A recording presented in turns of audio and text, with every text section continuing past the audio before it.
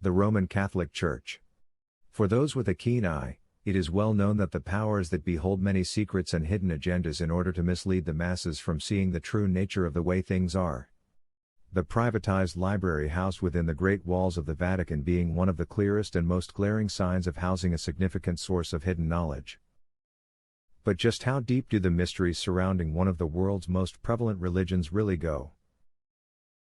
In this video, we will be taking a deep look into the iconic and historical headdress and attire of the appointed leader of the Church, the Pope.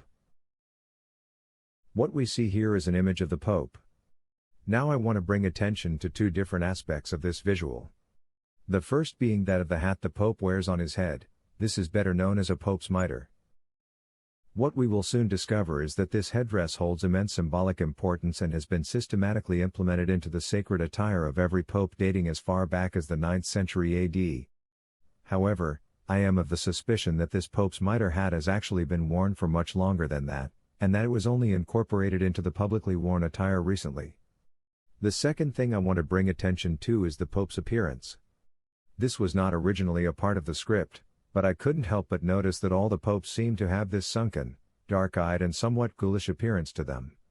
If I know one thing about lifestyle and karma, it is that the type of life you lead will invariably reflect itself in the overall quality of your appearance. Which only further leads me into speculating what types of lives these supposed holy men actually lead. The entire motivation behind the creation of this video revolves around a very strange and bizarre connection between the Roman Catholic Church and this mysterious deity. This is an ancient Babylonian deity worshipped by the Philistines over 2,000 years ago known as Dagon, the fish god.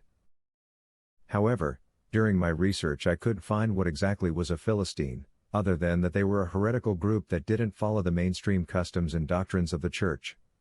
Now when we look back at the Pope's mitre hat, we can begin to see that if viewed from a sideways angle, we can see that there is a striking resemblance between the Pope's mitre hat and the image of Dagon. The priest of Dagon, or the god himself, and he's wearing a fish head and the body of a fish down his back.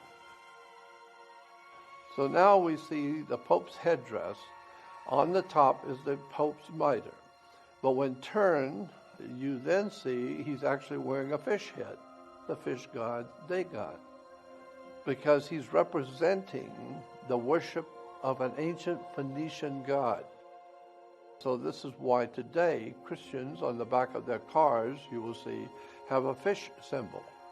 I'm thinking that that's to denote them as Christians worshiping Jesus. No, it's a fish symbol because it's denoting Dagon, the fish god.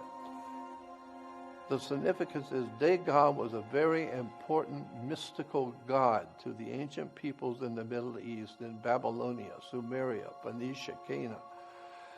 And that very powerful mystical god is still dominating the spirit and the intellectual thinking of religion even to today.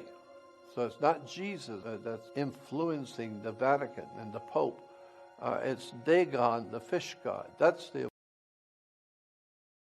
Why would the Roman Catholic Church symbolically venerate an ancient Babylonian deity? What is the significance of Dagon the fish god? The mystery continues.